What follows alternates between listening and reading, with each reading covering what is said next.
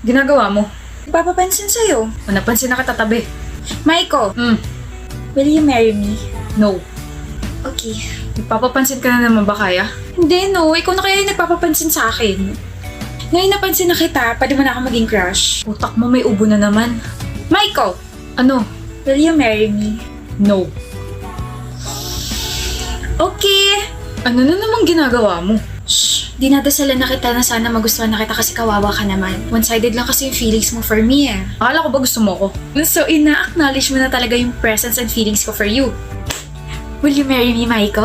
Ewan ko sa'yo. Ah, hindi na no yung sagot mo. Ibig sabihin may chance na ako.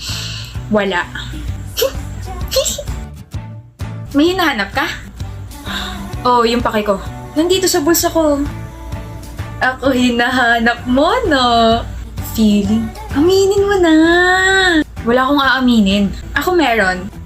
Nag-iipon na ako para sa kasal nating dalawa, no? Ito ang ipon ko. May 10 pesos na. Uy! 110 pesos na. Good luck sa pag-iipon natin. Maiko, Hmm, will you marry me? maybe.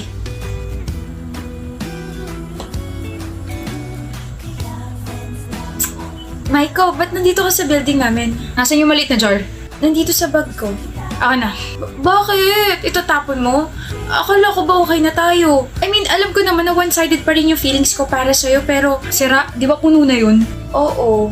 Nakabili na kasi ako ng mas malaking plastic jar. Tapos nakahanap na ako ng part-time. Wait, naghanap ka ng part-time job? Bakit? Para sa kasal natin. Ha? Masipag ako kaya. Mukhang mapapadali kasal natin ah.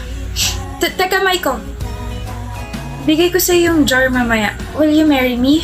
Pakakasalan kita kaya. I receive a wedding invitation from your ex. Like, ang kapal naman ng mukha niya. Best friend mo ako, so bakit niya ako sasandan, di ba? Wedding will happen sa Batanes, like, ang ganda ron. Tapos sabi sa invitation, magkakaroon daw tayo ng all-paid expense trip. Jewel, wait, hindi ka ba naka-receive ng invitation? Oh my gosh. Bakit ka ba tinatanong? Sorry for being insensitive. Ex mo nga pala si Maiko. Of course, he won't invite you. Hi love, sorry I'm late. Hi, Maiko. Hi, Maiko? Maiko? Yes? Wait!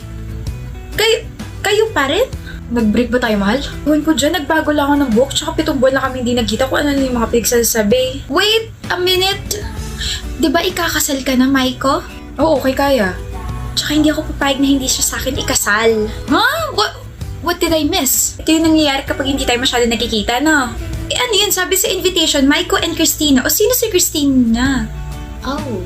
Sorry na, best friend. May alak pa yata sa utak ko. Nag-believe na nawala sa isip mo na Christina Kaya Alvarez yung full name ko. Na magiging Mrs. Christina Kaya A. Castro. Shh!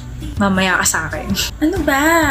Sa harap ko pa talaga? Gusto ko rin ng she fell first but he fell harder na trope. Lord! Maghabol ka rin kasi. And mag-propose agad. Pag nagkaroon ako ng jowa, magpapagupit din ako at ibabalik ko ang hair ko sa black. Kaingkit!